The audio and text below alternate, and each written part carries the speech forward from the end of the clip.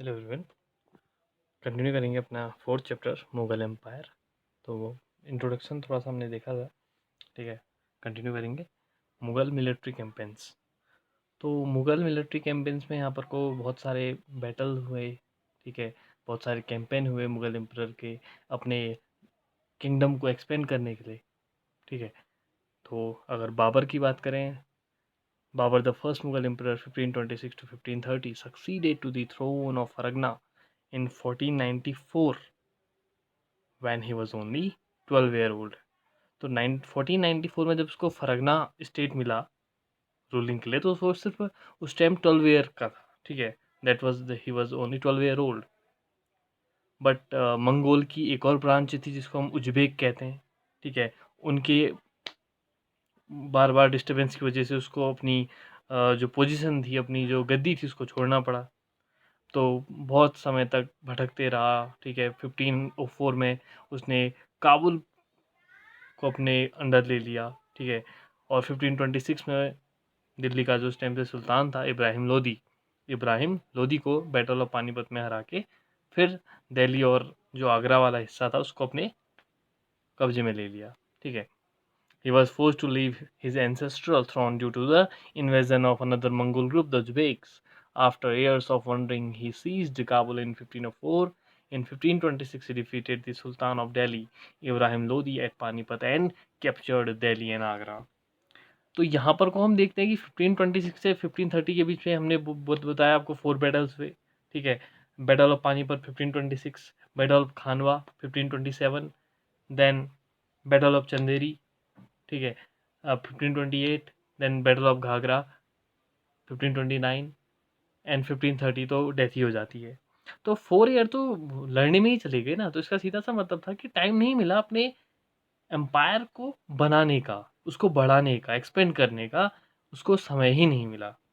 Okay, table 1 charts some of the major campaign of the Mughals. Study it carefully and see if you can notice any long-term patterns. You will notice, for example, that the Afghan were an immediate threat to Mughal authority. आप पता चलेगा कि अगर आप उसको table को देखते हैं तो वहाँ पर आपको पता चलेगा कि जो अफगान थे वो मुगल के लिए बस एक कह सकते हो इंस्टेंट इमीडिएट थ्रेट थे, सिर्फ कुछ ही समय का था वो, ठीक है। फिर आप मुगल और अहोम के बारे में चैप्टर 7 में देखेंगे। सिखों के बारे में आप 8 और 10th चैप्टर में देखेंगे। मेवाड़ और मारवाड़ के साथ कैसे रिलेशन थे वो हम देखेंगे। मेवाड़ का तो काफ़ी फेमस उसमें दिखता है, ठीक है। आपका बैटल ऑफ हल्दी घाटी आप देखेंगे, ठीक है। तो उसकी बहुत अच्छी स्टोरी है, कभी इसको एक्सप्लेन किया जाएगा, ठीक है। मेवाड़ और मारवाड़ चैप्टर 9, सफ़ाविद ईरान, ठीक है, वो इसके बारे में आप देखेंगे, ठीक है, कि सफ़ाविद ईरान से अकबर और जो हुमायूं के रिलेशन थे उनमें क्या डिफरेंस था। औरंगजेब का जो टाइम पीरियड था उस टाइम गोलकुंडा और बीजापुर, ठीक है, जो साउथ साउथ का हिस्सा है, ठीक है, गोलकुंडा और बीजापुर, वहाँ पर को कैसे डेक्कन वाला जो हिस्सा है, पोर्शन है, जो साउथ पार्ट है इंडिया का, वहाँ पर को कैसे उन्होंने कब्जा किया। तो ये सब कुछ आप इसमें देखेंगे इस पूरी बुक में, ठीक है। तो अलग अलग चैप्टर्स में अलग अलग तरीके से आपको ये दिया गया है। और हम ये भी यहाँ पर को बात करेंगे कि canon were an important addition in 16th century warfare. Babur used them effectively in the first battle of Panipat. और इसी जो 16th सेंचुरी में पहली बार तोपों का यूज़ किया गया, इसी वजह से बाबर जीता था।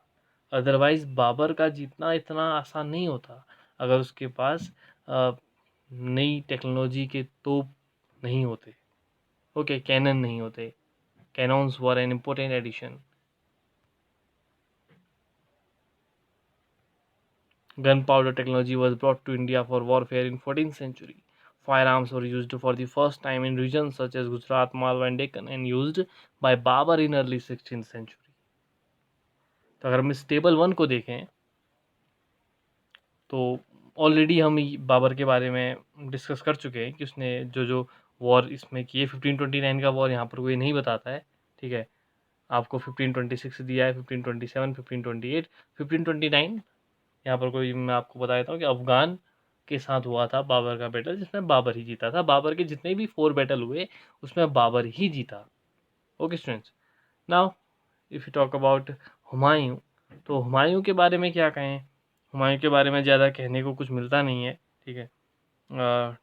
जब से इसने रूलिंग संभाली, जब से ये किंग बना, जब से एम्प्रर बना, तब से इसके साथ प्रॉब्लम्स ही प्रॉब्लम्स थी। क्योंकि 4 ईयर जो इसके फादर ने मीन्स बाबर ने स्पेंड किए थे वो सब युद्ध में ही रह गए, वॉर में ही रह गए। तो ऑब्वियस था लोगों को हराने में, लोगों से दुश्मनी लेने में, अपने एम्पायर को तो एक्सपेंड ही नहीं कर पाए। तो प्रॉब्लम्स काफ़ी थी और पूरा जो बजट था वो खाली था वॉर के वजह से। क्योंकि 4 ईयर में क्या हो जाता, कुछ नहीं हो पाया था, बस बैटल ही हुए थे, तो सारा जो बजट था वो सब एम्प्टी हो चुका था। अब हुमायूं आया 1530 टू 1540। आप देख सकते हैं यहाँ पर को 2 टाइम पीरियड दिए हैं, 1530, 1545, 1540 एंड 1555 टू 1556। तो यहाँ पर आप देख सकते हैं। अब 2 क्यों है यहाँ पर को, ठीक है। तो ऐसा 2 टाइम पीरियड देने का मतलब क्या है, तो इसका मतलब ये है कि 1530 में जब बाबर की डेथ हुई तो 1530 में हुमायूं यहाँ पर को बनता है according to his father's wish, ठीक है। तो इसके क्योंकि सबसे बड़ा था, तो वैसे एक टर्म आता है सहदायात। सहदायात मीन्स होता है इक्वल डिस्ट्रीब्यूशन ऑफ प्रॉपर्टी। तो बाबर ने अपनी प्रॉपर्टी डिस्ट्रीब्यूट कर रखी थी, तो उसी अकॉर्डिंग हुमायूं एक one and only ruler of this Mughal dynasty, जिसने बाबर की जो प्रॉपर्टी थी उसको बाबर के ही अकॉर्डिंग, जैसा बाबर ने कहा था उसके अकॉर्डिंग अपने चारों भाइयों में बांट दिया था, ठीक है।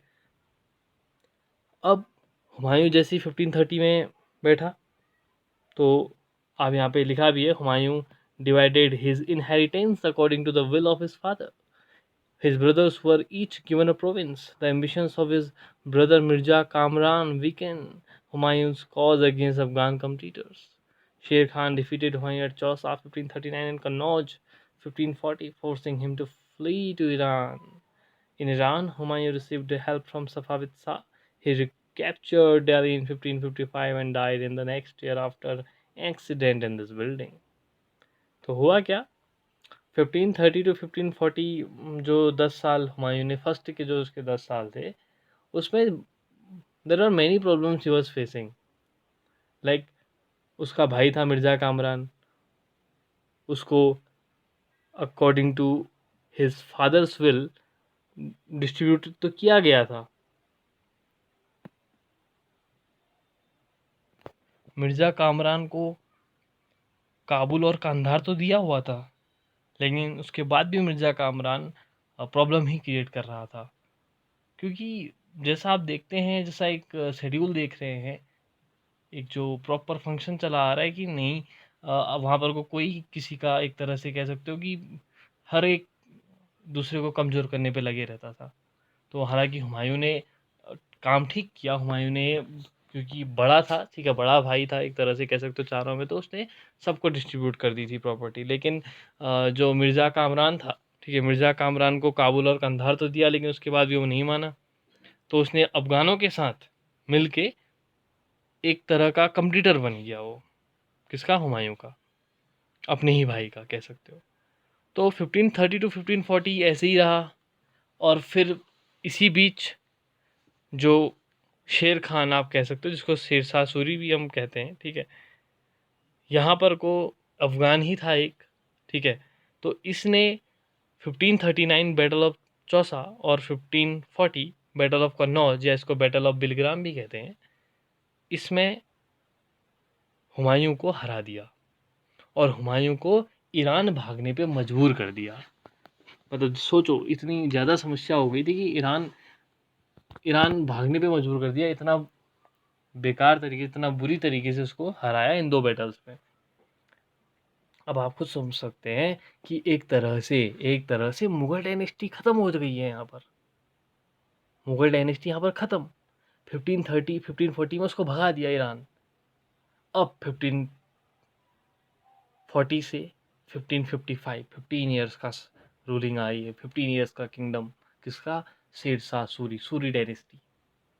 और इस 15 ईयर्स में जो एडमिनिस्ट्रेशन हम शेरशाह सूरी का देखते हैं, बहुत ही टॉप क्लास का, जीटी रोड उसने बनाई, ग्रैंड ट्रंक रोड बनाई, ठीक है, एडमिनिस्ट्रेशन बहुत अच्छा था, बहुत शानदार। अगर वो सूरी डायनेस्टी और ज़्यादा समय तक चलती तो हम बहुत सारे और इन्वेंशन यहाँ देख सकते थे, और बहुत सारे बहुत अच्छी चीज एडमिनिस्ट्रेशन का तरीका हमको यहाँ पर दिखता।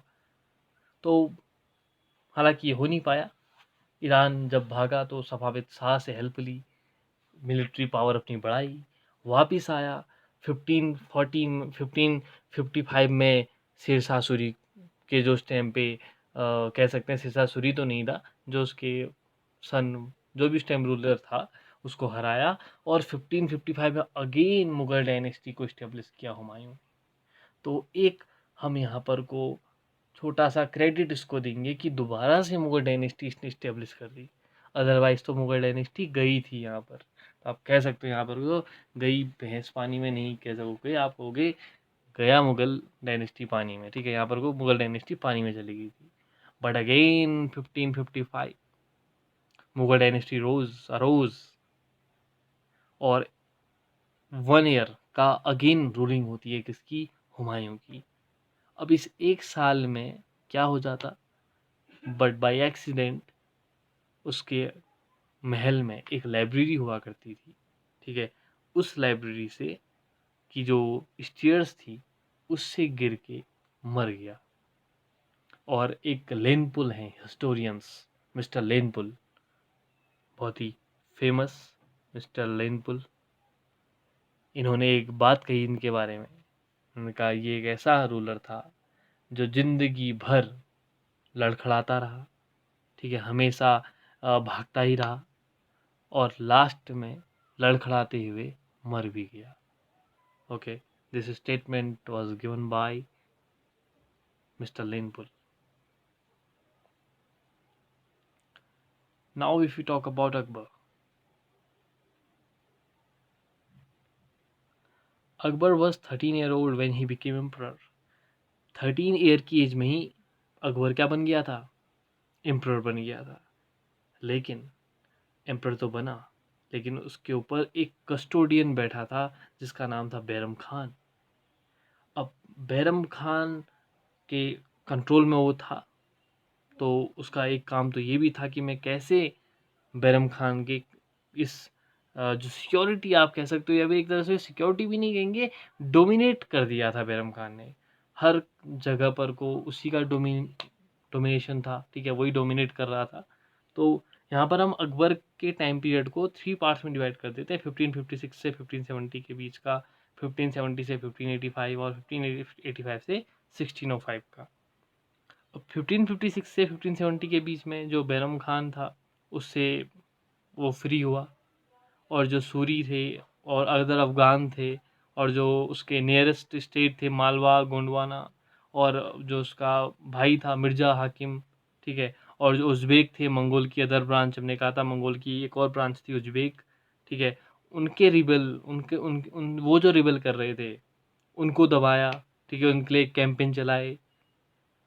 1568 में जो सिसोदीस की कैपिटल थी चित्तौड़, और 1569 में रणथंभौर पर इन्होंने अपना कब्जा जमा लिया था। 1556 से 1570 Akbar became independent of the regime Bayram Khan and other members of his domestic staff. Military campaigns were launched against the Suris and other Afghans, against the neighboring kingdoms of Malwa and Gondwana, and to suppress the revolt of his half brother Mirza Hakim. Half brother means Sautila bhai कह सकते हो. And the Uzbeks. In 1568, the Susodia capital of Chittor was seized, and in 1569 Ranthambore.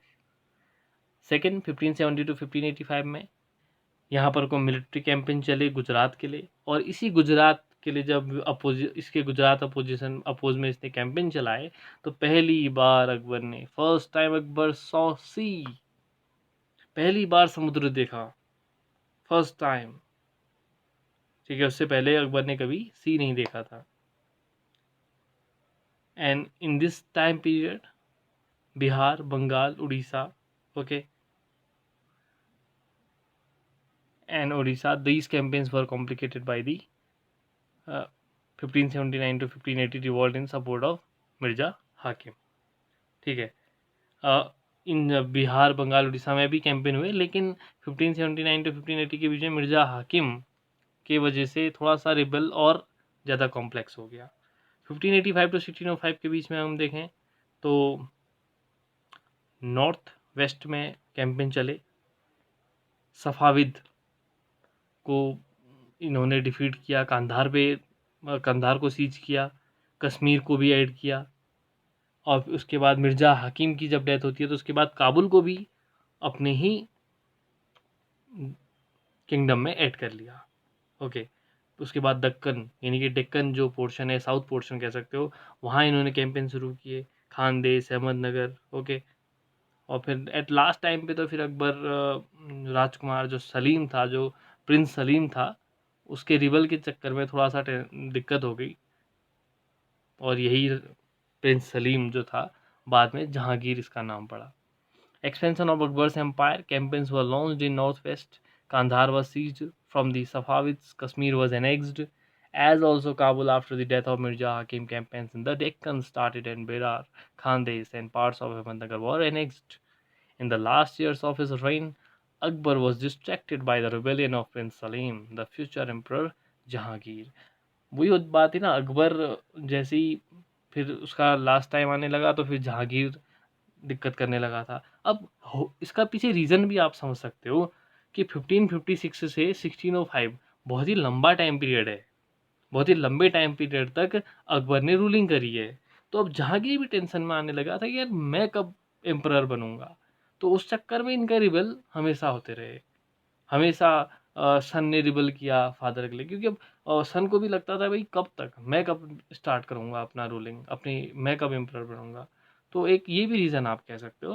हालांकि there were many reasons, एक तरह की तो inheritance ही था उनका. ठीक है. फिर उसके बाद